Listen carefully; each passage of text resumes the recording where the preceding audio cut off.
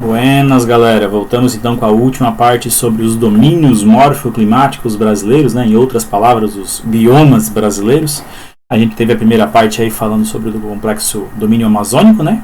O domínio amazônico, a gente falou de Cerrado e a gente falou também de Caatinga. E agora a gente vai falar dos restantes, ok? A gente parte então agora para o domínio de mares e morros, que tem esse nome em razão de ser um lugar onde tem muitos morros, né, e estar próximo ao mar.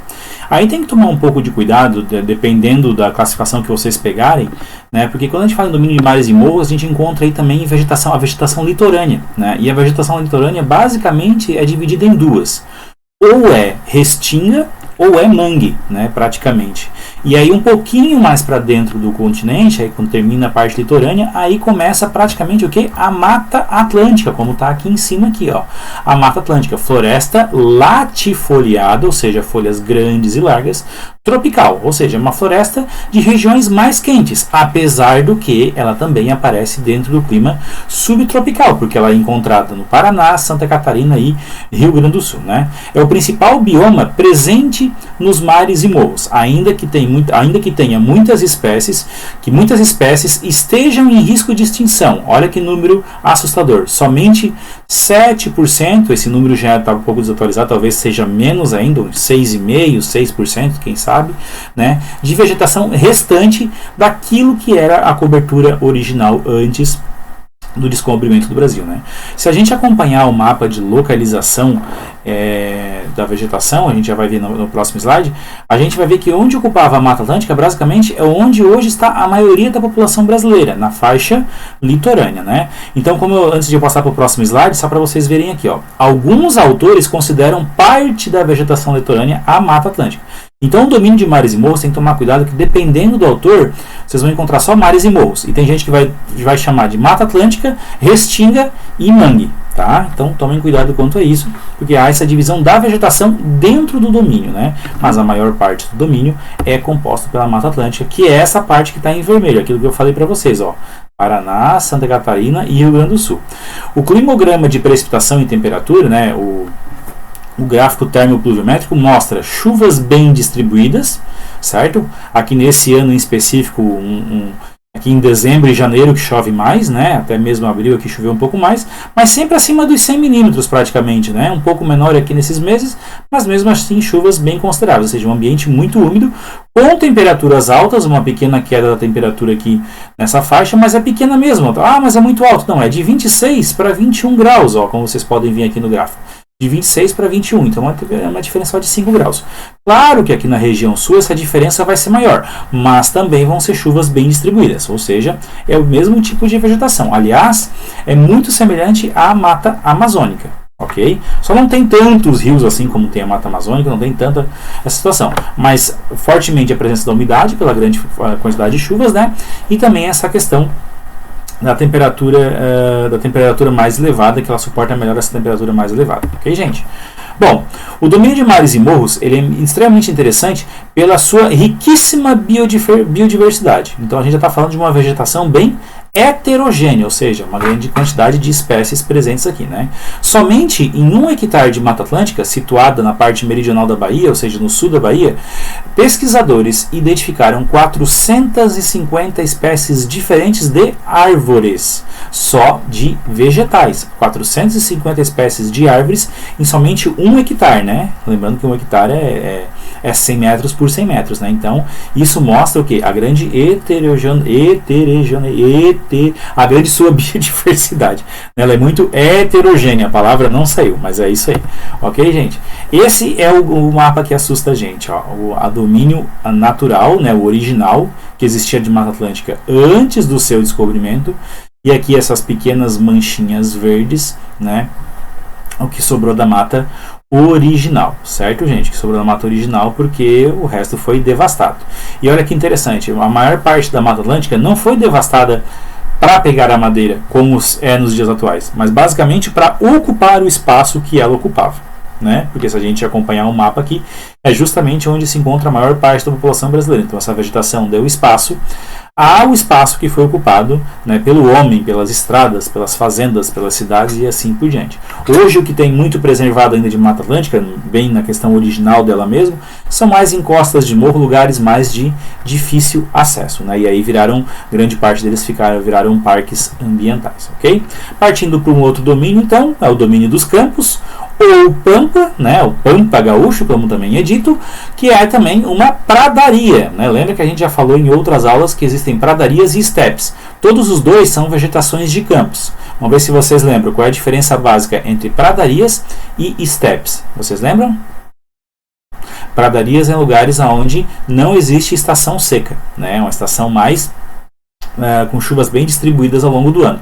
Quando é steppes, também são campos, mas quando eu chamo de steppes é quando a vegetação tem está mais suscetível àquele clima seco ou com um período de estiagem maior, ok? Bom, basicamente a vegetação de campos, como eu mostrei para vocês aqui no Rio Grande do Sul, ele é uma vegetação do tipo pradaria, porque ela tem chuvas bem distribuídas. Olha o gráfico aqui, ó, né? Todas essas caixinhas que aparecem aqui é a quantidade de chuva. Então 100, 120, 140 milímetros, né? Chuvas bem distribuídas ao longo do ano. E aí sim aqui uma queda mais abrupta de temperatura, que é o sair do 25 e vem até perto do 10. Ó, já são 15 graus de diferença. Ok? Mas por que esse lugar ele favoreceu então a existência de campos ao invés de árvores maiores? Porque justamente esses lugares mais frios, como são o Planalto Serrano Gaúcho, né, a parte mais serrana e tal, o solo não se decompõe tanto como áreas tropicais. Certo? O solo está mais rígido, ele está mais solidificado, ele ainda tem muita rocha presente. E a rocha dificulta, então, o estabelecimento de árvores de grande porte. Então, geralmente, a vegetação de campos também pode estar associada a esse tipo de situação, né? Então, olha só o que aparece aqui, ó. Esse vermelhinho aqui, ó, formações herbáceas. Campo é aqui, ó, os campos de Bagé, como aparece aqui, ó. Tem um pouquinho aqui entre Santa Catarina e Rio Grande do Sul, um pouquinho aqui no Paraná, no Mato Grosso do Sul, até mesmo aqui no sul de Minas Gerais, né, aqui no oeste da Bahia. Tem umas partes de campos também, formações de campos, e ora deve ser por questão do frio, ora deve ser também por questão do solo, que não deixa de desenvolver árvores muito grandes, né? Então nós temos os campos meridionais, que são encontrados no Rio Grande do Sul, a Campanha Gaúcha, e no Mato Grosso do Sul, campos de vacaria. Nessas áreas, a principal atividade econômica desenvolvida, obviamente, que facilita bastante a pecuária. Por que não desenvolve a agricultura? Justamente porque o solo já é pobre, não é um solo muito fácil de se trabalhar, já é um solo muito rochoso, dificulta então a plantação, então beneficia então a criação, né, de animais nesses ambientes, ok? Campos de leia, formação campestre identificada fundamentalmente em áreas sujeitas a inundações. A gente encontra isso muito no Amapá, na ilha de Marajó, Golfão Maranhense. O que é isso? São áreas onde estão suscetíveis a ter inundação, então o solo está sempre lodoso, né? O solo está muito encharcado, o que dificulta também o estabelecimento de árvores grandes, porque daí ela não consegue ter muita sustentação, apesar de ter algumas espécies, como a gente vai ver daqui a pouco, que se adapta ao solo lodoso, só que daí ao solo lodoso com presença de sal, que é o caso do mangue, que a gente vai ver daqui a pouco. Então, mas nessa situação ainda não tem espécies que se desenvolveram para conseguir estabelecer grandes raízes, e aí fica uma vegetação mais de pequena estatura próxima a esses lugares, né? E os campos de altitude, né, a mesma coisa, os campos de altitude, vegetação composta por herbáceas. Sempre que eu falo herbáceas, estou falando de matinhos, digamos assim, matos basicamente, encontrados acima de 100 metros de altitude, encontrado na Serra da Mantiqueira, no sudeste, né, aqui basicamente no estado de São Paulo, e na região serrana de Roraima, lugar chamado de Campinaranas, que também tem a ver com a questão então do solo muito rochoso, que dificulta o estabelecimento de raízes muito profundas, ok? O problema ambiental que a gente tem visto muito acontecer nos campos, especialmente esses campos de Bagé, é o homem provocando o processo de desertificação. Mas é o homem que está provocando isso aqui? O que está provocando o processo de desertificação aqui, professor? É a criação de pecuária, né, em grande escala. Muito animal, o solo ele não é muito resistente, é um solo com raiz fina, com raiz curta, porque já é uma vegetação adaptada a um solo mais fino. Então o pisoteio dessa vegetação vai matando a vegetação, ela não consegue ter tempo para se regenerar, vem outro gado, pisa em cima, vai pisando, pisoteando, vai matando a vegetação, e aí não há tempo de ela se recompor e vai deixando o solo exposto. Quando vem uma chuva muito forte, acontece também o processo de lixiviação. O solo já não é digamos assim, muito profundo, né? Ao mesmo tempo, esse solo também ele não é muito rico em matéria orgânica, não é muito rico, né, em sais minerais, tudo isso. O pouco que tem, a chuva vem e ainda carrega, ou seja, não consegue ainda restabelecer vegetação nesses lugares, e aí acelera um processo chamado desertificação, ou seja, basicamente está formando deserto, né, e basicamente arenoso, ok? Partindo para outro domínio, um domínio muito bonito, muito conhecido pela gente aqui que mora no sul, né, subindo a serra a gente encontra o domínio das araucárias, né, essas araucárias aqui, a principal árvore, aqui a gente já vê o que? Uma vegetação homogênea, já vê uma espécie dominante em grande número em relação às outras, ou seja, uma vegetação homogênea. Lembra que as araucárias são pinheiros. Se elas são pinheiros, elas são acicofolhadas, folhas fininhas, né? Justamente com a naturalidade, ela desenvolveu esse artifício, digamos assim, para não poder para resistir mais ao frio e não acumular neve nas ocorrências de neve, nas possíveis ocorrências de neve nessas regiões serranas, ok?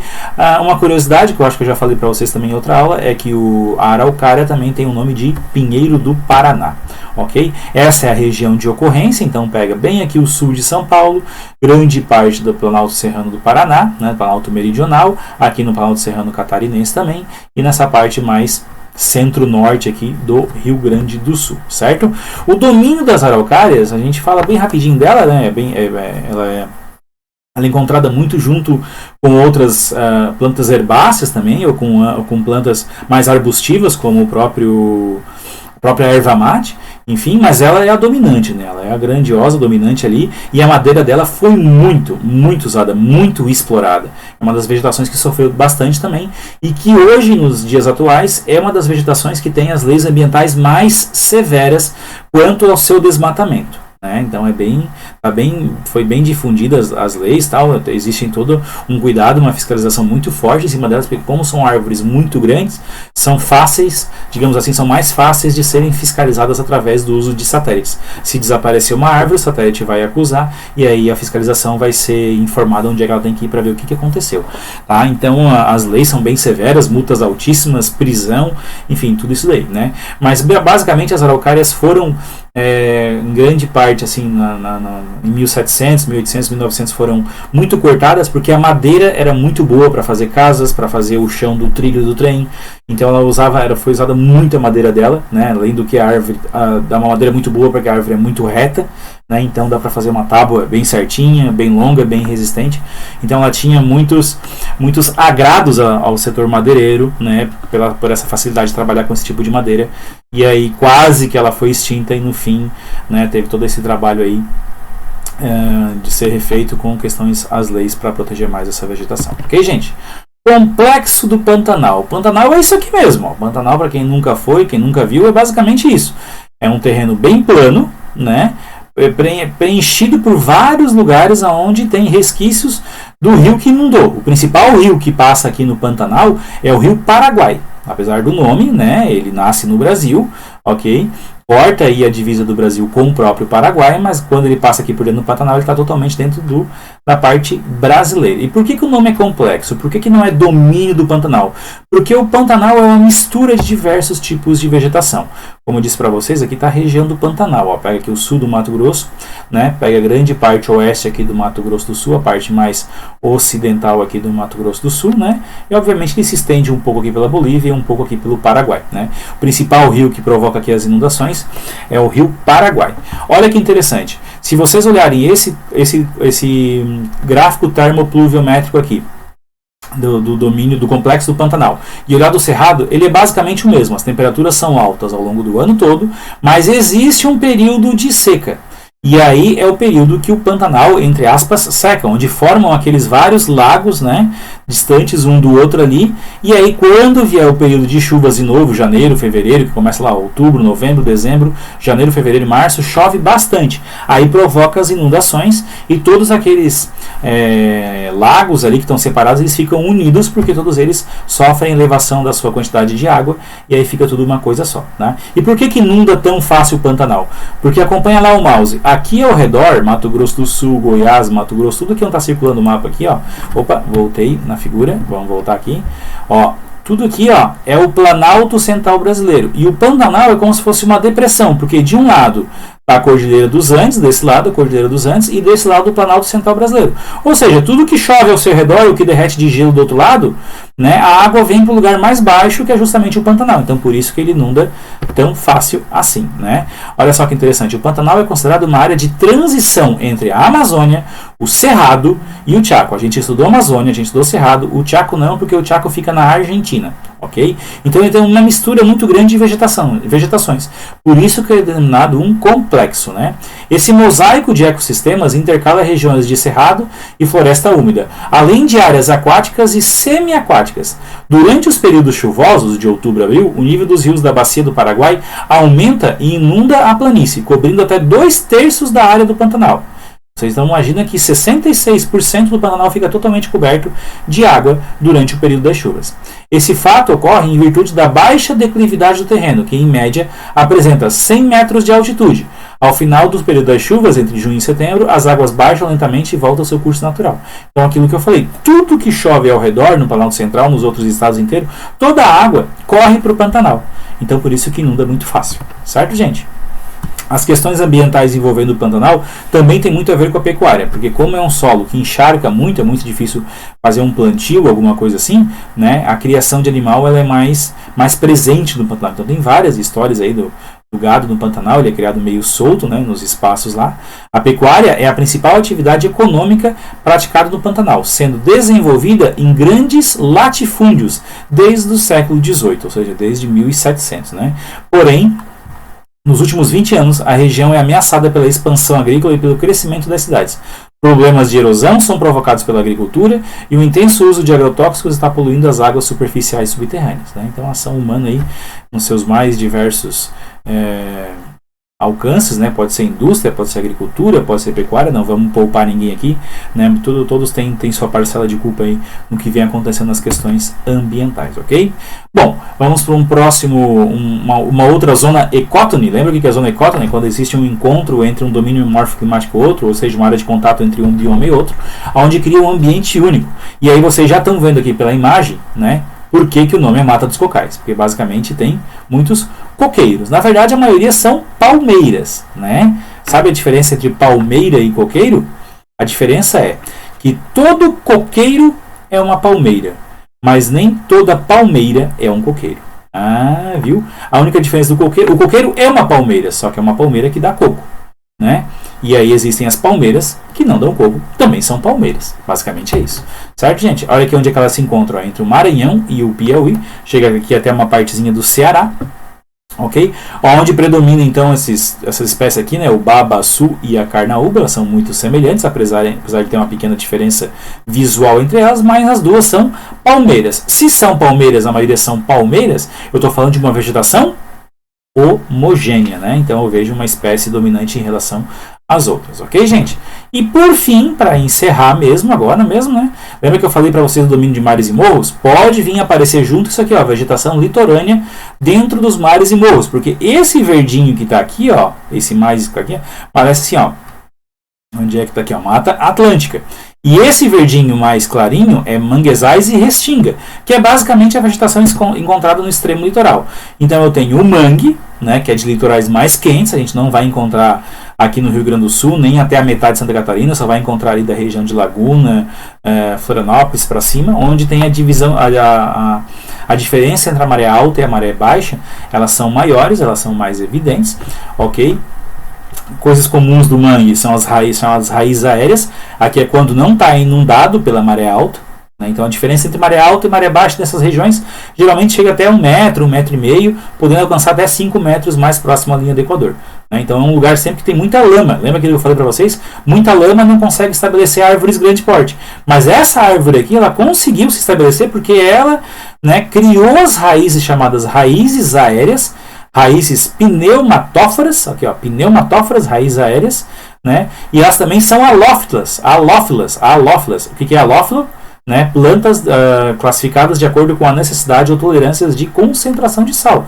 Porque se ela está no extremo litoral, a água que avança aqui é a água do mar. Então, encontra a água do continente com a água do mar, vira uma água chamada salobra. É mistura de água doce com água salgada. Não vai ter tanta concentração quanto a água do sal, porque não é só água salgada, e não vai ser tão doce, porque não é só água doce. As duas misturadas. As duas misturadas a gente tem o costume de chamar de água salobra. E essas raízes aqui são capazes de fazer essa distinção, de comportar isso aqui e aproveitar somente aquilo que faz bem a planta. Então ela dá sustentação, ela faz a respiração também da planta, né? Porque essa raiz, como ela está num lugar muito lodoso, é muito difícil de encontrar oxigênio, então ela também tem a parte de respirar para ela ficar por fora da terra, né? E também a sua sustentação, seu equilíbrio, né? Sua alimentação. Estou falando até da sustentação porque, como é um solo muito lodoso, né? Ela vai ter muita raiz e vai fazer um leque embaixo dele ali, umas pés de galinha, um negócio bem grande, assim, bem espalhado, para ajudar bastante na sustentação, né? Lembrando então que o mangue é onde tem a pesca do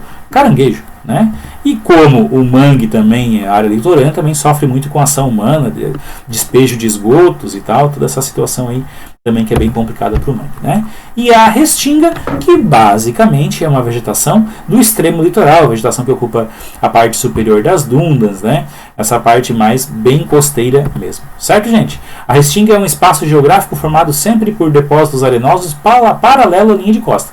Basicamente essa vegetação que se encontra aqui na área bem costeira mesmo, ok, gente?